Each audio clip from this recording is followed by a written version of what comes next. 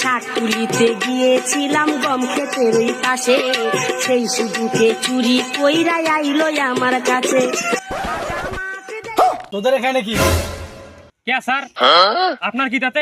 এখানে কোনো জ্ঞান দাম করা যাবে না, যা বাসা যা।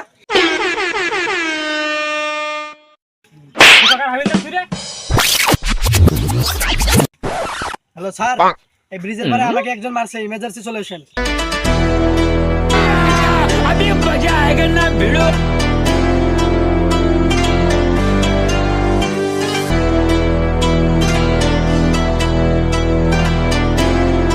আসসালামু আলাইকুম স্যার।